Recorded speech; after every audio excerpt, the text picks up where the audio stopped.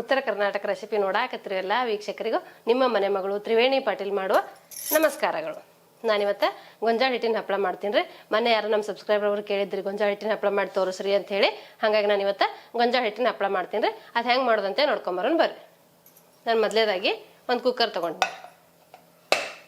ಈ cooker stove ಮೇಲೆ ಇಡ್ತೀನಿ ರೀ. ನೀವೇನಾರ ನಮ್ಮ ಚಾನಲ್ಗೆ ಹೊಸಬರಾಗಿದ್ರೆ ಅಂದ್ರೆ ಸಬ್ಸ್ಕ್ರೈಬ್ ಆಗ್ರಿ, ಬೆಲ್ ಐಕಾನ್ ಒತ್ತಿರಿ, ನಿಮ್ಗೆ ನೋಟಿಫಿಕೇಶನ್ ಬರ್ತೈತಿ. ನಾ ಹಾಕೋ ವಿಡಿಯೋಗಳ ಫಸ್ಟ್ ನಿಮ್ಗೆ ಬರ್ತಾವೆ. ಎಲ್ಲರಿಗಿಂತ ಮೊದಲಾಗ ನೀವೇ ನೋಡ್ಬೋದು ರೀ. ಈಗ ಇದಕ್ಕೆ ನೀರು ಹಾಕೋತೀನಿ ರೀ. ನಾ ಒಂದು ಕುಕ್ಕರ್ ಇಟ್ಕೊಂಡಿನಿ.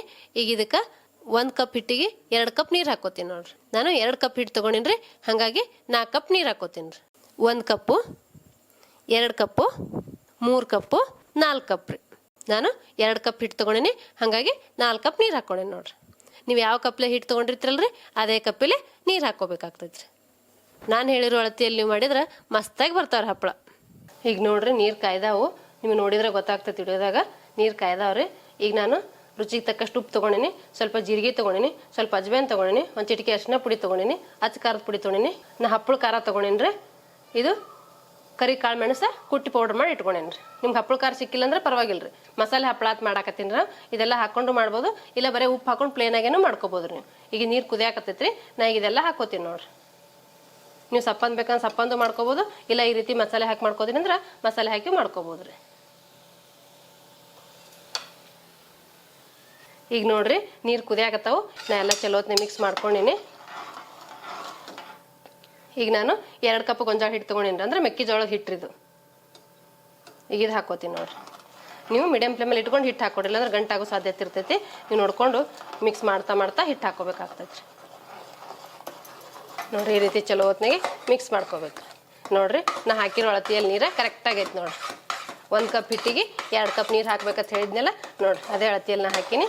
ಎಷ್ಟು ಕರೆಕ್ಟಾಗಿ ಅಳತೆ ಬಂದೈತೆ ನೋಡ್ರಿ.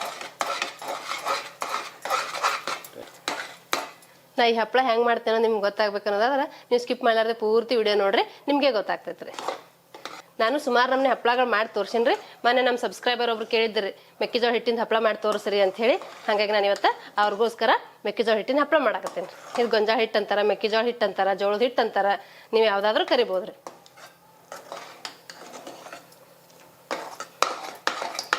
ನೋಡ್ರಿ ಒಂದಿಟ್ಟು ಗಂಟಿಲ್ಲ ನೋಡ್ರಿ, ಎಷ್ಟು ಮಸ್ತಾಗಿ ಬಂದೈತೆ ನೋಡ್ರಿ ಹಿಟ್ಟಿದು. ನೋಡ್ರಿ ಒಂದಿಟ್ಟು ಗಂಟಿಲ್ಲ ನೋಡ್ರಿ, ಎಷ್ಟು ಹಿಟ್ಟು ಮಸ್ತಾಗಿ ಬಂದೈತೆ ನೋಡ್ರಿ. ಈ ರೀತಿ ಮಿಕ್ಸ್ ಮಾಡ್ಕೋಬೇಕು. ಇದು ಮಸಾಲೆ ಹಪ್ಪಳ ರೀ.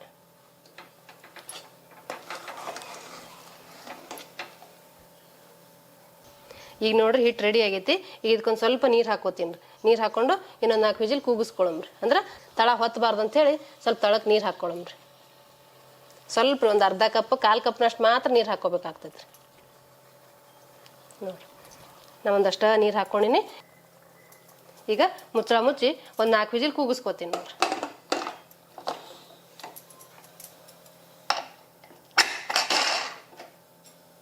ಇದೊಂದು 4 ವಿಜಿಲ್ ಕೂಗಿ ತಣ್ಣಗಾಗಲ್ರಿ. ನಾನು ನಿಮ್ಗೆ ಹಪ್ಪಳ ಹೆಂಗೆ ಮಾಡೋದಂತೆ ಮಾಡಿ ತೋರಿಸ್ತೀನಿ ರೀ.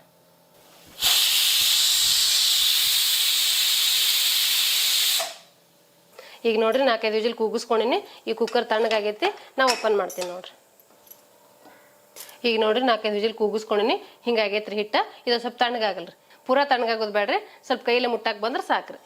ಈಗ ನೋಡ್ರಿ ಇದು ಎಷ್ಟು ಮಸ್ತಾಗಿ ಬೆಂದೈತಿ ನೋಡ್ರಿ ಹಿಟ್ಟು. ಈ ತಣ್ಣಗಾದ ನಂತರ ನಾವು ಹಪ್ಪಳ ಹಾಕ್ಕೊಳ್ಳೋಣ್ರಿ. ಈಗ ನೋಡ್ರಿ ಇದು ತಣ್ಣಗಾಗೈತಿ ನೋಡ್ರಿ. ನೀವು ಮುಟ್ಟಾಕ್ ಬಂದ್ರೆ ಸಾಕು, ಸ್ವಲ್ಪ ತಣ್ಣಗಾಗ್ಬೇಕ್ರಿ ಇದು. ನೋಡ್ರಿ ನಾ ಇಲ್ಲೇ ಬಿಸಿಲಿಗೆ ಹಾಕಿದ್ರೆ ಆಯ್ತತೆ, ಮೇಲೆ ಬಂದಿದ್ದೀನಿ ರೀ. ಇಲ್ಲೇ ಬಿಸಿಲಿಗೆ ನಾನು ಹಪ್ಪಳ ಒತ್ತೀನಿ ನೋಡ್ರಿ. ನಿಮ್ಗೆ ಯಾವ ಸೈಜಲ್ಲಿ ಹಪ್ಪಳ ಬೇಕು ನೋಡಿಕೊಂಡು ಆ ಸೈಜಲ್ಲಿ ಉಳ್ಳಿ ಮಾಡ್ಕೋಬೇಕ್ರಿ. ನಾವು ಒಂಚೂರು ಎಣ್ಣೆ ಹಾಕೋತೀನಿ ನೋಡ್ರಿ. ಅಂದ್ರೆ ನೀವು ಆಪ್ಷನಲ್ ಇರೋದಿಲ್ಲ, ಹತ್ಕೋಬಾರ್ದು ಅಂಥೇಳಿ ಎಣ್ಣೆ ಹಾಕ್ಕೋಬೇಕ್ರಿ. ಕವರಿಗೆ 2 ಸೈಡು ಸ್ವಲ್ಪ ಸವರ್ಕೋಬೇಕ್ರಿ ಎಣ್ಣೆ. ನೀವು ಬೇಕಾದ್ರೆ ಕೈಗೂ ಸ್ವಲ್ಪ ಎಣ್ಣೆ ಸವರ್ಕೊಳ್ರಿ. ನಾನು ಸ್ವಲ್ಪ ಸವರ್ಕೊಂಡಿನಿ.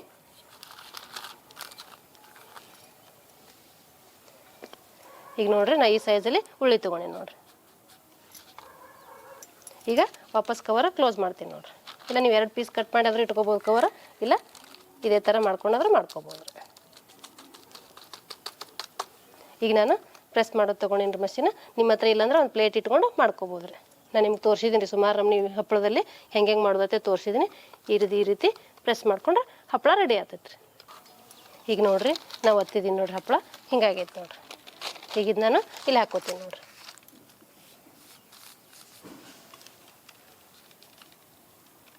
ನೋಡಿರಿ ಎಷ್ಟು ಮಸ್ತಾಗಿ ಬಂದೈತಿ. ಇದೇ ರೀತಿ ಮಿಕ್ಕಿದ್ದೆಲ್ಲ ಮಾಡ್ಕೋತೀನಿ ರೀ. ಈಗ ನೋಡಿರಿ ನಾ ತಕ್ಕೊಂಡಿನಿ. ಈಗ ಹಪ್ಪಳ ಹಾಕ್ಕೋತೀನಿ ನೋಡಿರಿ. ಮೇಲಿನ ಕವರ್ ತೆಗೆದು ಇಲ್ಲಿ ಹಾಕ್ಕೋತೀನಿ ನೋಡಿರಿ. ನೀವು ಕಾಟನ್ ಬಟ್ಟೆ ಮೇಲಾದರೂ ಹಾಕ್ಬೋದು, ಈ ರೀತಿ ಪ್ಲಾಸ್ಟಿಕ್ ಕವರ್ ಮೇಲಾದರೂ ಹಾಕ್ಬೋದು. ನಿಮಗೆಲ್ಲ ಹೆಂಗೆ ಅನುಕೂಲ ಆಗುತ್ತೆ ಹಂಗೆ ಮಾಡ್ಕೊಬೋದು ರೀ. ಇದೊಂದು 2 ದಿನ ಚಲೋ ಹೊತ್ತಿನಾಗ ಒಣಗಿಸ್ಕೋಬೇಕು ರೀ. ನೋಡಿರಿ ನಾ 2 ಕಪ್ ಹಿಟ್ಟಿಲೆ ಮಾಡ್ಕೊಂಡೀನಿ. ಇಷ್ಟು 30 ಹಪ್ಪಳ ಆಗ್ಯಾವ ನೋಡಿರಿ. 30ರಿಂದ 35 ಹಪ್ಪಳ ಆಗ್ಯಾವು. ನಾ ದೊಡ್ಡ ಮಾಡ್ಕೊಂಡೀನಿ. ನೀವು ಬೇಕಾದ್ರೆ ಚಿಕ್ಕದು ಮಾಡ್ಕೋಬೋದು ರೀ. ಇವು 1-2 ದಿವಸ ಚಲೋ ಹೊತ್ತಿನಾಗ ಬಿಸಿಲಾಗ ಒಣಗಬೇಕು ರೀ. ನೀವು ಕಾಟನ್ ಬಟ್ಟೆ ಮೇಲಾದರೂ ಹಾಕ್ಕೋಬೋದು, ಇಲ್ಲ ಈ ಥರ ಕವರ್ ಮೇಲಾದರೂ ಹಾಕ್ಕೋಬೋದು. ನಿಮ್ಗೆ ಹಂಗೆ ಅನುಕೂಲ ಆಗುತ್ತೆ ಹಂಗೆ ಮಾಡ್ಕೋಬೋದು ರೀ. ಇವೇನು ಬೇಗ ಒಣಗಿದ ತಕ್ಷಣ ಎದ್ದು ಬಿಡ್ತಾವೆ ರೀ. 2 ದಿವಸ ಚಲೋ ಹೊತ್ತಿನಾಗ ಒಣಗಿಸಿದ್ರೆ ಚಲೋ ಆಗಿದೆ ಹಪ್ಪಳ ಆತ. 2 ದಿವಸ ಚಲೋ ಹೊತ್ತಿನಾಗ ಒಣಗಿಸಿ ನಾನು ನಿಮಗೆ ಕರೆದು ತೋರಿಸ್ತೇನೆ ರೀ.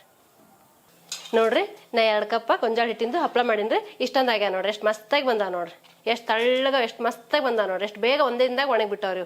ನೀವು ನಿಮ್ಮ ಮನ್ಯಾಗ ಈ ರೀತಿ ಗೊಂಜಾಳ ಹಪ್ಪಳ ಮಾಡಿಟ್ರೆ ವರ್ಷ ಪೂರ್ತಿ ಬರ್ತಾವ್ರಿ. ಈಗ ನಾನು ನಿಮ್ಗೆ ಕರೆದು ತೋರಿಸ್ತೀನಿ ಹೆಂಗಾಗ್ಯಾವು ಅಂತೇಳಿ.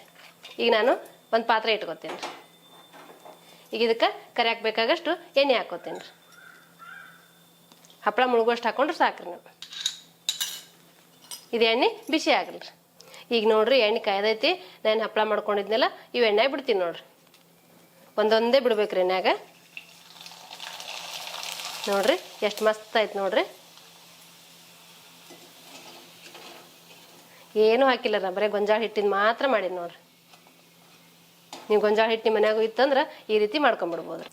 ನೋಡಿರಿ ಹಪ್ಪಳ ಎಷ್ಟು ಮಸ್ತಾಗಿ ಬಂದೈತೆ ನೋಡಿರಿ. ಇದೇ ರೀತಿ ಮಿಕ್ಕಿದ್ದೆಲ್ಲ ಫ್ರೈ ಮಾಡ್ಕೊತೀನಿ ನೋಡ್ರಿ.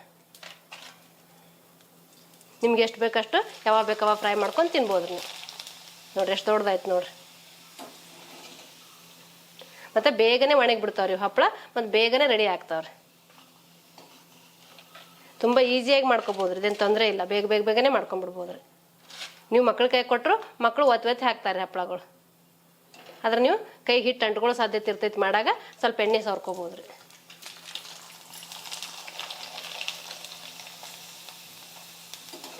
ನೀವು ನಿಮ್ಮ ಮನ್ಯಾಗ ಗೊಂಜಾಳ ಹಿಟ್ಟಿತ್ತಂದ್ರೆ ಈ ರೀತಿ ಹಪ್ಪಳ ಮಾಡ್ಕೋಬೋದು ರೀ.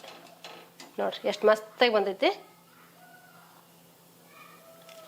ನೋಡಿರಿ. ಇಷ್ಟು ಹಪ್ಪಳ ಆಗಿದ್ದು ನಾವೊಂದು 4 ಕರ್ಕೊಂಡಿ ನೋಡಿರಿ.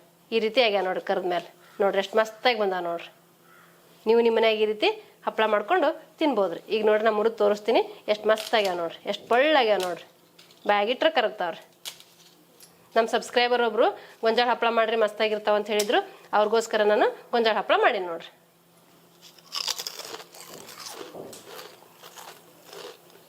ವಾವ್ ಸೂಪರಾಗಿದ್ದಾವೆ ನೋಡ್ರಿ ಹಪ್ಪಳ. ಖಾರ ಉಪ್ಪು ಎಲ್ಲ ಕರೆಕ್ಟಾಗಿ ಬಂದಾವೆ ನೋಡ್ರಿ. ನೋಡಿದ್ರಲ್ರಿ ವೀಕ್ಷಕರೇ ಗೊಂಜಾಳ ಹಿಟ್ಟಿನ ಹಪ್ಪಳ ಮಾಡೋದನ್ನ. ಈ ಗೊಂಜಾಳ ಹಿಟ್ಟಿನ ಹಪ್ಪಳ ಮಾಡೋ ಪದ್ಧತಿ ನಿಮ್ಗೆ ಇಷ್ಟ ಆಗಿತ್ತಂದ್ರೆ ಒಂದು ಲೈಕ್ ಮಾಡಿರಿ, ಶೇರ್ ಮಾಡಿರಿ, ಕಮೆಂಟ್ ಮಾಡಿರಿ, ಸಬ್ಸ್ಕ್ರೈಬ್ ಆಗಿರಿ. ಧನ್ಯವಾದಗಳು.